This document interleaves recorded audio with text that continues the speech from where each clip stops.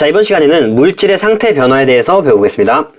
일단 물질에는 세 가지 상태가 있는데 고체, 액체, 기체죠. 먼저 모양에 대한 비교가 나와요. 모양은 담는 용기에 따라서 조금 달라질 수 있겠죠. 고체 같은 경우는 어디에 담아도, 밑에 돌 그림을 보면은 어디에 담아도 모양이 일정하게 유지되고, 액체 같은 경우는 컵이 달라지니까 지금 주스의 모양이 달라졌죠. 그래서 모양이 일정하지 않다. 기체의 경우도 마찬가지로 모양이 일정하지 않다. 다음으로 부피에 대한 내용이 나와요. 부피는 압축이 되냐 안 되냐로 조금 구분을 해볼 수 있을 것 같아요. 일단 고체의 부피는 잘 변하지 않죠. 액체 같은 경우도 압축이 거의 안 돼요. 그러니까 부피도 일정하죠. 다음으로 기체 같은 경우는 압축이 상대적으로 쉽죠. 그래서 부피가 일정하지 않다. 다음으로 흐르는 성질을 볼게요. 고체는 흐르지 않죠. 그래서 흐르는 성질이 없다. 그런데 반해서 액체와 기체는 흐르는 성질이 있겠죠.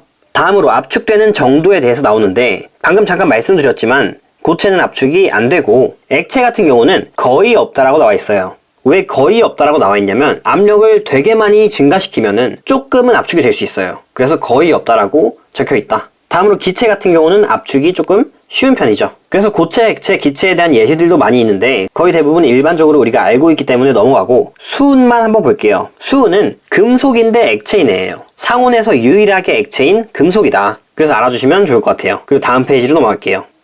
이제 물질의 상태 변화에 대해서 나오는데, 물체의 상태가 변화될 때 그 상황에 맞는 용어들이 있어요. 그리고 이 빨간색 화살표는 가열을 할 때, 그러니까 온도가 높아질 때를 의미하고, 파란색 화살표는 냉각을 의미해서 온도가 낮아질 때이다. 그래서 이제 예시들을 한번 생각해 볼게요. 일단 고체에서 액체로 될 때, 이때의 과정을 융해라고 말하는데, 융해의 예시로는 지금 보이듯이 얼음이 물이 되는 게 있죠. 그리고 액체를 또 끓이게 되면은 기화가 되죠. 기체화가 된다. 그래서 물이 수증기로 변하는 거를 생각해 볼 수 있겠죠. 다음으로 위에 승화가 되는 과정이 있어요. 승화는 고체에서 기체로 바로 넘어가는 건데, 대표적인 예시로 드라이 아이스가 있죠. 드라이 아이스를 상온에서 놔두면은 그냥 바로 기체로 바뀌어버리죠. 그래서 이런 게 바로 승화다. 그리고 또 비슷한 예시로 아이오딘이 있어요. 아이오딘도 바로 고체에서 기체로 넘어간다. 그리고 이제 냉각하는 과정을 볼게요. 기체에서 액체로 변하는 과정을 먼저 볼 건데, 액화라고 하죠. 액화의 예시는 뭐가 있냐면은 얼음컵 주변에 맺히는 그 물방울들이 있어요. 얼음컵 주변에 있던 수증기들이 그 컵이 차가우니까 표면에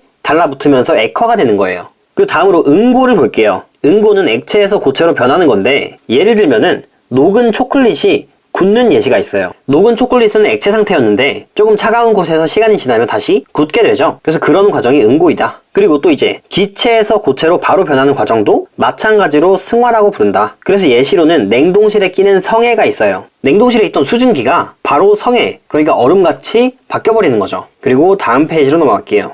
물질의 상태에 따른 입자 배열에 대해서 볼게요. 일단 고체의 입자 모형을 보면은 이런 식으로 되어 있는데, 입자들은 기본적으로 운동을 해요. 그래서 고체의 경우에도 제자리에서 진동은 하고 있다. 그래서 아주 비좁은 곳에서 약간씩 진동을 한다고 생각하면 돼요. 그리고 우리 눈에 보이는 것처럼 입자의 배열이 아주 규칙적이다 라는 특징이 있고, 입자 사이의 거리도 매우 가까운 편이죠.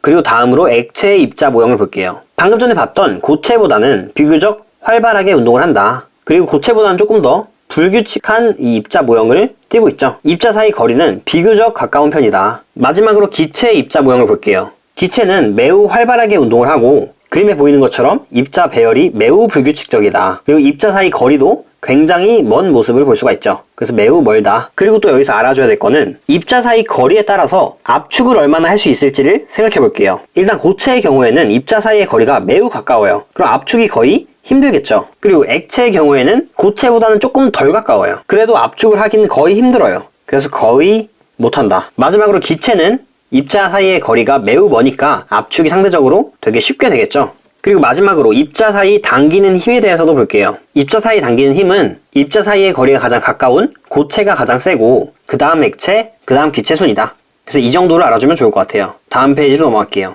그리고 이제 상태 변화에 따라서 입자 배열이 어떻게 변하는지를 한번 볼게요. 일단 가열할 때, 가열을 하게 되면은 고체에서 액체로 변하는 융해가 되거나, 액체에서 기체로 변하는 기화가 되거나, 고체에서 기체로 바로 변하는 승화가 되겠죠. 그래서 위에 그림을 보면은 가열을 쭉 할 때 일단 입자 사이의 거리는 멀어지는 게 보이죠, 눈에. 그리고 고체에서 액체, 기체 순으로 바뀌니까 입자 운동도 활발해지고 입자 배열도 불규칙적으로 바뀌겠죠. 그래서 이런 특징이 있다. 다음으로 냉각할 때는 액체에서 고체로 바뀌는 응고가 있고, 기체에서 액체로 바뀌는 액화가 있고, 기체에서 고체로 바로 바뀌는 승화가 있어요. 그래서 냉각할 때의 경우에는 입자 사이의 거리가 지금 가까워지는 게 보이고, 입자 운동은 둔해지고, 입자 배열은 규칙적으로 되는 등 가열할 때랑 반대 성질을 나타내고 있죠. 그래서 이런 것들을 알아주면 좋을 것 같아요. 오늘 수업은 여기까지고 영상이 유익하셨다면 구독 눌러주시고 또 좋아요 눌러주시면 감사하겠습니다.